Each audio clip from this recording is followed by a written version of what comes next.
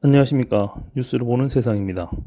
최근 MX 분들이 똑도는 우리 땅을 부르셔서 일본 누리꾼의 문매를 맞았다고 기사가 났었습니다.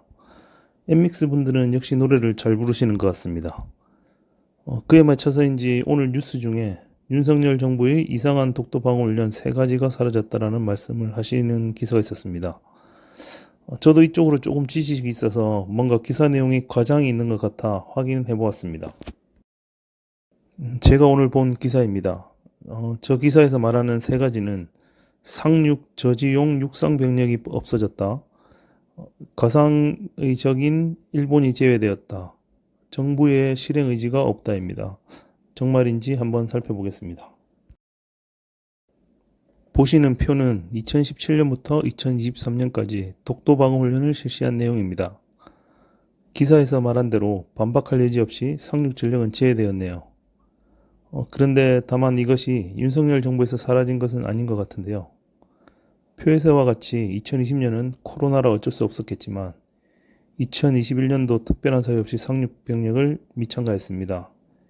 2017년도 상반기와 2018년 하반기에는 정상적으로 상륙 병력이 참가했지만 그 외에는 특별히 실시하지 않았습니다. 2019년 상반기에는 특별히 많은 함정과 항공기 외에도 다수의 육상 전력이 참가했습니다.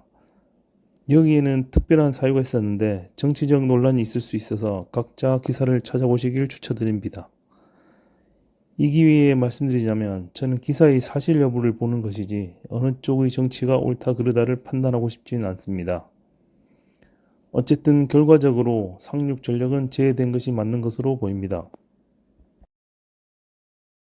두 번째로 가상의 대상이 일본이 제외되었다는 것인데요. 보시는 사진의 왼쪽은 해당 기사에 실려 있는 것으로 일본은 독도에 계속 욕심을 보이는데 우리 정부는 일본에 대한 경계가 느슨해졌다는 부분의 근거로 든 사진입니다.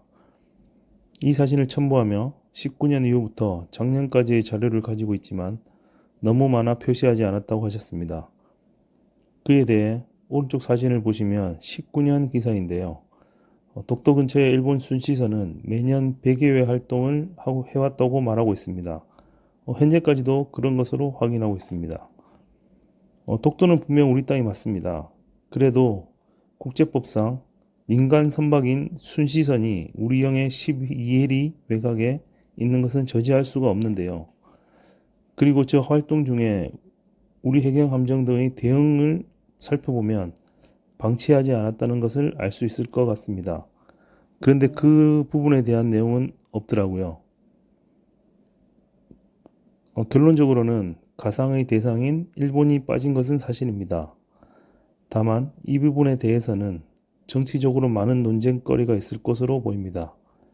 이전 정부들에서는 일본 극우 정치인 침범 등을 가정하는 등 보통 일본의 침범을 상정해왔던 것은 사실이기 때문입니다. 세 번째 부분은 정부의 실행 의지인데요. 이 부분은 훈련식이나 일본의 훈련 관련 반대 성명을 발표하는 것에 대한 정부의 대응이 미온적이다라고 기사에서는 말씀하셨으나 개인적으로 봤을 때는 지난 정부와 비슷한 수준의 대응을 하고 있고 훈련을 지속적으로 실시하는 것 자체가 의지가 있는 것이 아닌가라고 생각하고 있습니다.